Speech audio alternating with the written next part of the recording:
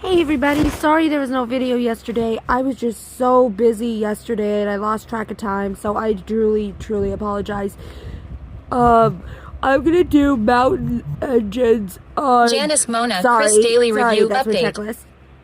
I'm gonna do mountain engines on Monday.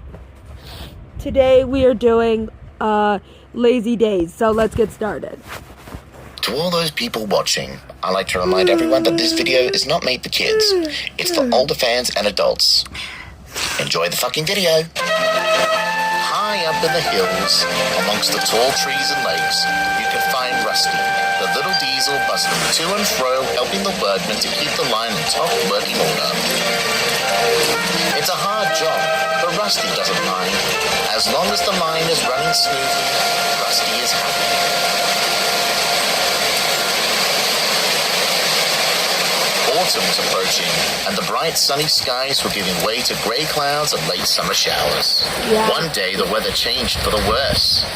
Fierce storms ravaged the line from top to bottom, and many areas were damaged so that engines couldn't cross. Try as he might, Rusty simply couldn't mend the track quickly enough, and so the manager came to give him some relief. "You can't be in two places at once," he said. "I've hired another diesel to help with the cleanup and repairs." "Thank you, sir," said an exhausted Rusty. "He'll be good to have help." "Yes, it will," the manager sympathized. "His name is Fred, and he will arrive tomorrow." Tomorrow came, and while Rusty was preparing to start work, Fred was nowhere to be found. Well, then "I you can't could wait wait much longer," Rusty said anxiously. "I must finish repairing the bridge so that Sir Handel can take his train." His driver looked back. "Here he comes." A stout black diesel sauntered into the yard.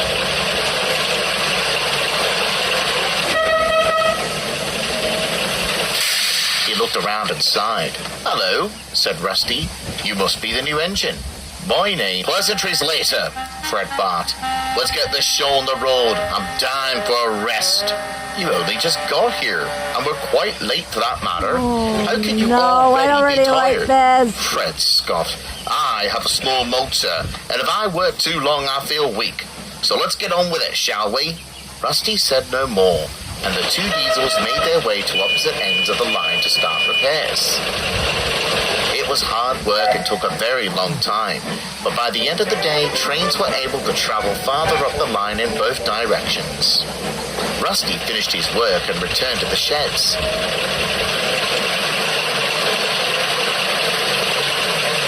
He was surprised to see that Fred had arrived before him. "How long have you been back?" asked Rusty. "For a while. My motor became weak, and I had to come back to rest." "Did you complete your repairs?" "I'll catch up tomorrow. Don't you worry your little bonnet. But that line needs to be open for the late train tomorrow." "So," Fred scoffed, "they can wait. They should be thanking me for helping them at all. What with my weak motor and all." Rusty was livid. But when he spoke to the manager just shook his head. "It is true that Fred's motor is small, but he's doing his best," said the manager. Furthermore, he was the only engine available. This was not the response Rusty had been hoping for, but he tried his best to be patient. Unfortunately, however, matters did not improve. Each day, Fred did less and less work, citing his engine as the problem. And If you're wondering why I called my dog dumb, it's because, well, he kind of ran into, like, he was just standing outside my door and then just bumped into it. Stupid dog. No, sometimes dogs can be stupid, but I love them to pieces. They're still my babies. ultimately told the manager that he could barely move for feeling ill. "We'll just have to pull one of the other engines away from their scheduled trains," the manager said one night as the fitters looked over Fred. "Don't do that, sir," Rusty said. "Fred is more than capable of doing his work. He's feigning illness." "Rusty, that's enough. All I have heard from you is complaints about Fred. You must be more understanding." He stormed away, leaving Rusty and Fred alone. Fred laughed. "Not the manager's favorite anymore, eh?" he said. "You shouldn't be such a goody two-buffers." "What on earth do you mean?" "You work too hard. Take a page from my book. Just say you're ill. Then someone else could do it." Rusty frowned. There's nothing wrong with your motor, is there? You're just saying that for pity, aren't you? Yeah, but who's gonna believe you? The manager? Nah, he's on my side now. Rusty was flabbergasted. Oh my But then goodness! an idea. I'll redeem myself, don't you worry. I'm going to do your work as well as my own, and show the manager you're no longer needed. Good luck, Fred chuckled. You can't be in two places at once. Just watch me. The next morning, Rusty set out very early. He first went up the line to work, and then scampered back down to the sections that Fred had helped repair. Fred had lazily cut corners and the track bed was weak, causing the rails to sag dangerously.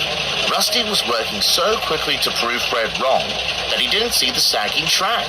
His driver saw and put on the brakes, but it was too late. Rusty slipped off the rails, down the bank, and into the river. Oh, poor Rusty. This was Fred's fault, said Rusty's driver, and radioed for the breakdown team. The manager was with them when they arrived. Rusty, I'm sorry, he said. I didn't realize that Fred was lying. I see now that he was just lazy and did a poor job with the line maintenance. I've since sent him to the back of the shed until I could speak to his controller. I'm sorry too, Rusty said. I should have inspected his work here on the line. I'm just glad none of the other engines got hurt. All's well that ends well, said the manager. Don't you worry about that. Fred went home soon thereafter, with the understanding that he was not to return unless he was willing to work harder. Rusty was mended and soon was busy repairing the line again. The manager had a newfound respect for Rusty and believed him to be the most hard-working little diesel of them all. Aww.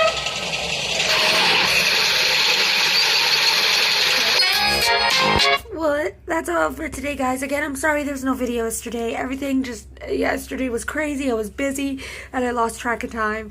So I'll see you on the next video where we'll be reacting to Mountain Engines. This is KMR 101 signing out. Adios, everybody.